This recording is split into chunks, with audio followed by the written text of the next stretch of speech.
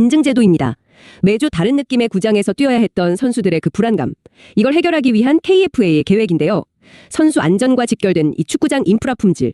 이걸 어떻게 체계적으로 관리하고 또 끌어올릴지 그 핵심 전략을 좀 자세히 들여다보겠습니다. 사실 이전에도 규정은 있었어요. KFA가 국내 대회 승인 및 운영 규정, 여기에 따라서 협회가 인정한 경기장을 쓰도록 했거든요. 근데 이 인정이라는 말이 참 좀 애매했습니다. 명확한 기준이나 데이터 같은 게 없었던 거죠. 그럼 그 결과가 어땠을까요?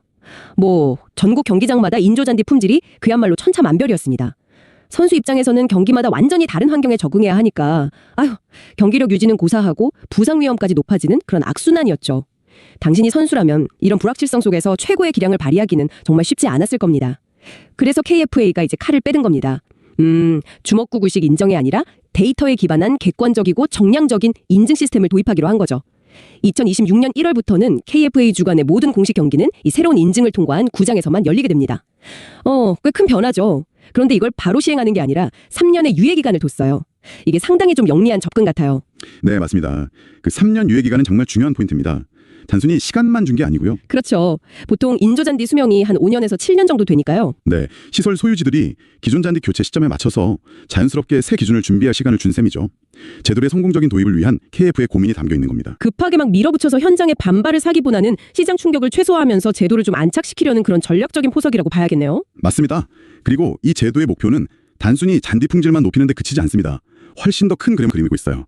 첫 번째이자 가장 중요한 목표는 역시 선수들의 안전 확보 그리고 경기력 향상입니다. 그게 제일 중요하죠. 네, 관리가 좀 부실해서 딱딱해지거나 미끄러운 인조잔디, 이게 선수 생명을 단축시키는 주범이 될 수 있거든요. 예를 들면 충격 흡수가 잘 안 되거나 방향 전환할 때 발목이 과도하게 잡히는 그런 현상들. 생각만 해도 아찔하네요. 그렇죠. 표준화된 고품질 잔디로 이런 치명적인 부상 위험을 최소화하겠다는 게 핵심입니다. 그리고 두 번째 목표는 국가 전체의 축구 인프라 수준을 한 단계 끌어올리겠다는 겁니다. 인프라 표준화군요. 네. 국내 아마추어 경기의 90% 이상이 인조잔디에서 열리는 현실을 생각해보면 전국 어디서든 일정한 수준 이상의 구장에서 뛸 수 있게 하는 건 매우 중요합니다. 유소년 선수부터 프로 선수까지 일관된 환경에서 훈련하고 경기하게 되면 장기적으로 선수 육성 시스템 전체의 효율성이 높아질 수밖에 없겠죠. 기술적 일관성 확보에도 도움이 되고요. 마지막으로 세 번째는 국내 인조잔디 산업 자체의 경쟁력을 강화하려는 의도도 숨어 있습니다. 산업 경쟁력까지요? 네. 명확하고 높은 품질 기준이 제시되면 제조사들은 더 이상 가격 경쟁에만 매몰되지 않고 기술 개발과 품질 향상에 투자하게 될 겁니다. 소위 품질 중심의 건강한 경쟁을 유도하는 거죠. 장기적으로는 국내 기술력 향상에도 기여할 수 있을 거고요. 그렇군요. 안전, 인프라 표준화, 산업 경쟁력 관화. 목표가 아주 명확하네요. 네. 이런 목표들을 달성하기 위한 KFA의 가장 강력한 무기가 바로 한국건설 생활환경실험연구원 KCL과의 파트너십입니다. KCL이요? 네, 이건 정말 신의 한 수라고 볼 수 있는데요. KCL은 국내에서 유일하게 스포츠 그라운드 성능을 인증하는 기관일 뿐만 아니라 세계 최고 권위인 FIFA의 공인 시험 기관이기도 합니다. FIFA 공인 기관이군요. 그렇죠. 만약 KFA가 자체적으로 기준을 만들고 테스트했다면 제19 감사기 아니냐는 공정성 논란이나 전문성 시비 이런 게 불거질 수 있었겠죠. 하지만 FIFA가 공인한 KCL의 시험을 맡김으로써 이 KFA 인증 제도는 시작부터 국제적인 공신력을 확보하게 된 겁니다. 한국형 표준이라는 비판을 피하고 신뢰도를 확 높이는 거네요. 아주 영리한데요. 네, 굉장히 전략적인 선택이었죠. 그럼 이 인증 시스템은 구체적으로 어떻게 작동하는 건가요? 듣기로는 잔디 생산부터 실제 경기장 조성까지 전 과정을 다 관리한다던데요. 네, 핵심은 이원적 접근법입니다. 크게 두 단계로 나뉘는데요. 첫 번째는 제품 인증입니다. 제품 인증? 네, 이건 인조잔디를 만드는 제조업체를 대상으로 해요. 잔디 매트, 충전재, 충격 흡수 패드 같은 그 인조잔디 시스템 구성 요소들이 KFA가 정한 품질 기준을 충족하는지 이걸 실험실에서 먼저 정밀하게 검사하는 거죠. 일종의 사전 품질 필터링 단계라고 보시면 됩니다. 유효 기간도 있나요? 네, 이 제품 인증의 유효 기간은 2년입니다. 2년이요? 알겠습니다. 그럼 두 번째 단계는요? 두 번째 단계가 바로 경기장 인증입니다. 이건 실제 축구장을 소유하고 관리하는 주체, 예를 들어 지자체나 학교를 대상으로 하죠. 구장 자체를 인증하는 거군요. 네, 제품 인증을 통과한 자재들이 현장에 제대로 설치되고 나서 최종적으로 조성된 축구장이 KFA가 요구하는 성능 기준을 실제로 만족하는지를 현장 테스트를 통해 확인하는 겁니다. 이건 역시 유효 기간은 2년이고요. 제품 자체를 검증하고 그 제품이 설치된 현장까지 다시 검증한다. 뭔가 빈틈없이 관리하려는 의지가 느껴지네요. 맞습니다. 이게 바로 폐쇄 루프 품질 관리 시스템이라고 부르는 건가요? 과거에는 문제 생기면 시공사는 제재 탓, 제조사는 시공 탓, 이렇게 책임을 미루는 경우가 많았잖아요. 정확히 그 문제를 해결하기 위한 시스템입니다. 폐쇄 루프 품질 관리, 좀 어렵게 들릴 수 있지만 비유하자면 식품의 생산 이력 추적 시스템과 비슷하다고 생각하시면 돼요. 생산 이력제요? 네, 농장에서 식탁까지 전 과정을 추적하는 것처럼 인조잔디도 공장에서 경기장까지 그리고 사용 중 성능 변화까지 추적 관리하는 거죠. 예를 들어서 인증받은 경기장이 2년 후 재인증에서 탈락했다고 가정해 봅시다. 그럼 KCL의 과학적인 현장 테스트를 통해 그 원인이 단순히 충전재가 부족해지는 등 유지관리의 문제인지 아니면 잔디 파일이 너무 빨리 닳아버리는 등 제품 자체의 내구성 문제인지를 명확하게 밝혀낼 수 있습니다. 아, 원인 규명이 확실해지는 거군요. 그렇죠. 더 이상 서로 탓하며 책임 공방을 벌일 수 없게 되는 거죠. 제품 인증이 좋은 재료를 보증하고 경기장 인증이 훌륭한 요리, 즉 시공과 지속적인 관리를 확인하는 그야말로 품질 관리의 완성형 시스템을 추구하는 겁니다. 책임 소재를 명확히 할 수 있다는 점이 정말 획기적이네요. 근데 모든 경기장에 똑같은 기준을 요구하는 건 현실적으로 좀 어렵지 않을까요? 학교 운동장이랑 월드컵 경기장 수준을 같게 만들 수는 없을 텐데요. 물론입니다. 그래서 KFA는 매우 현실적인 해법을 내놨습니다. 바로 3단계 등급 시스템인데요. 3단계요? 네, 모든 경기장의 획일적인 기준을 강요하는 대신 경기의 수준과 중요도에 따라서 요구하는 품질 기준을 차등 적용하는 방식입니다. 가장 높은 1등급은 국가대표팀 경기나 K리그 같은 최상위 프로 경기를 치를 수 있는 수준을 요구하고요. 2등급은 K3, K4 리그나 여자 실업축구 WK리그처럼 준프로나 전국 단위 아마추어 리그를 위한 기준입니다. 그리고 3등급은 초, 중, 고, 대학 리그나 대회 등 우리 주변에서 가장 흔히 볼 수 있는 유소년 및 일반 아마추어 경기를 위한 기준이고요. 등급별로 기준이 다르군요. 네, 여기서 KFA의 정말 절묘한 지점이 드러나는데요. 바로 3등급 규정입니다. 3등급이요? 네. 뭐가 다른가요? 1등급과 2등급 경기장은 반드시 KFA 인증을 받은 제품을 사용해야 합니다. 의무사항이죠. 하지만 가장 많은 수를 차지하는 3등급 경기장은요. KFA 인증 제품 사용이 의무가 아니라 권장사항입니다. 아, 권장이요? 의무가 아니고요. 네, 대신 기존의 한국산업표준, 즉 KS 인증 제품 KSF 3888-1을 사용하도록 권장하고 있죠. 왜 이렇게 차이를 둔 걸까요? 좀 의외인데요? 이건 정말 현실적인, 어쩌면 좀 정치적인 판단까지 고려된 전략이라고 볼 수 있습니다. 생각해보세요. 국내 인조잔디 구장의 압도적 다수는 학교 운동장이나 동네 생활체육시설입니다. 대부분 3등급에 해당하죠. 그렇죠. 정말 많죠. 만약 이 모든 곳에 상대적으로 비용이 높은 KFA 인증 제품 사용을 강제했다면 어떻게 됐을까요? 아마 지자체나 교육청의 예산 부담 때문에 엄청난 반발에 부딪혔을 겁니다. 자칫하면 제도 자체가 좌초될 수도 있었겠죠. 아, 현실적인 문제를 고려하지 않을 수 없었겠군요. 네, 그래서 KFA는 아주 영리하게 접근한 겁니다. 최상위 리그, 그러니까 1, 2등급은 엄격한 기준을 적용해서 품질을 확실히 끌어올리되 가장 광범위한 풀뿌리 축구 현장인 3등급은 기존 KS 표준을 활용해서 진입 장벽을 낮추고 제도의 수용성을 높인 거죠. 와, 정말 현실적인 고민이 많이 담긴 설계네요. 최상위 레벨은 확실히 관리하면서도 풀뿌리 현장의 부담은 줄여주는 방식이라니. 네, 이렇게 함으로써 과도한 재정 부담 없이도 전체적인 인프라의 질적 하한선을 끌어올리는 아주 효과적인 완충 장치를 마련한 셈입니다. 그럼 이 인증을 실제로 받으려면 어떤 과정을 거치나요?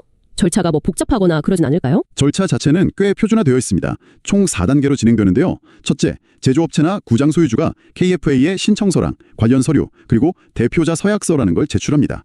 신청서 제출. 네. 둘째, KFA가 서류를 검토한 뒤에 공식 시험기관인 KCL에 기술시험을 의뢰하고요. KCL의 의뢰. 셋째, KCL에서 실제 시험을 진행합니다. 제품은 실험실에서, 경기장은 현장에서 테스트하죠. 마지막으로 KCL이 시험 결과를 KFA에 통보하고 기준을 통과하면 KFA가 유효기간 2년짜리 공식 인증서를 발급해주는 그런 흐름입니다. 여기서 또 눈에 띄는 게 2년 유효기간이네요. 한 번 인증받으면 끝이 아니라는 거잖아요? 네, 바로 그 점이 이 제도의 또 다른 핵심입니다. 인조잔디는 영구적인 시설이 아니에요. 시간이 지나고 사용하고 또 비바람을 맞으면서 성능이 자연스럽게 떨어집니다. 그렇죠. 아무래도 다르니까. 저하될 수밖에 없죠. 만약 설치할 때 한 번만 인증하고 끝낸다면 몇 년 뒤에는 이름만 인증 구장이지 실제로는 기준 미달인 상태가 될 수 있습니다. 과거의 관리 부실 문제가 반복되는 거죠. 아, 그래서 2년마다 재인증을 받도록 의무화한 거군요. 이건 사실상 구장 소유주에게 계속 제대로 관리하라고 압박하는 효과가 있겠네요. 그렇습니다.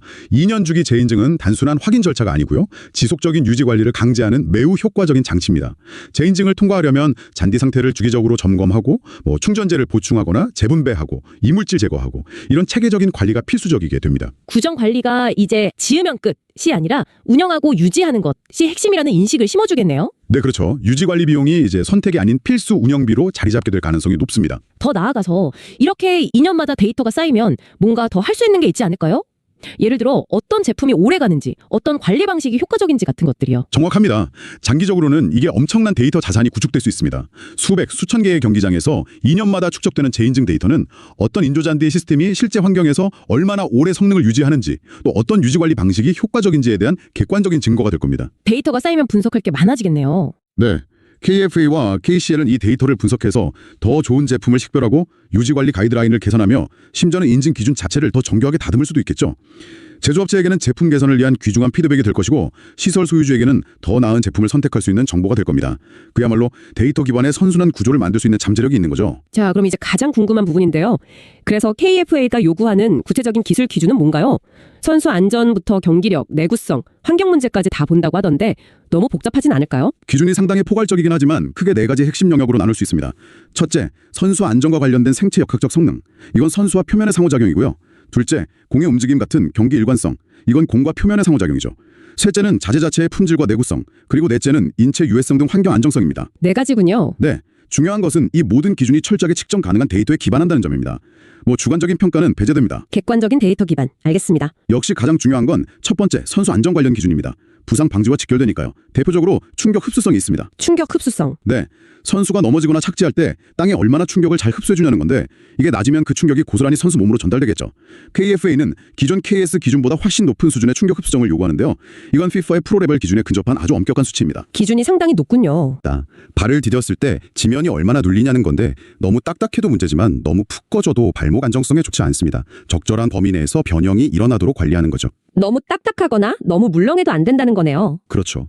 그리고 선수들이 가장 두려워하는 무릎 부상과 관련된 회전 저항 기준이 있습니다. 회전 저항이요? 네, 축구화를 신고 방향을 바꿀 때 발이 땅에 얼마나 걸리느냐 이걸 측정하는 건데요. 이게 너무 높으면 발은 땅에 잡혀 있는데 몸만 돌아가면서 무릎인대 등의 심각한 부상을 입을 수 있습니다. 아, 정말 위험하겠네요. 반대로 너무 낮으면 미끄러지기 쉽고요. 그래서 KFA는 부상 위험은 줄이면서도 충분한 접지력을 확보할 수 있는 최적의 성능 구간을 설정했습니다. 듣기만 해도 선수 보호에 얼마나 신경을 썼는지 알겠네요. 그럼 공의 움직임과 관련된 기준은 어떤가요? 경기력에도 영향이 클 텐데요. 네, 두 번째 축인 경기 일관성 및 성능 기준입니다. 이건 예측 가능하고 일정한 경기 환경을 만들기 위한 것들인데요. 예를 들어 수직 공반발은 공이 얼마나 높이 튀어오르냐를 측정합니다.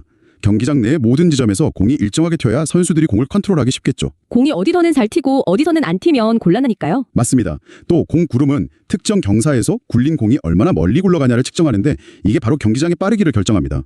패스 속도나 정확성에도 영향을 주고요. 이런 기준들을 통해 경기장마다 달라지는 경기 양상을 최소화하려는 겁니다. 선수 안전과 경기력 기준이 상당히 구체적이군요.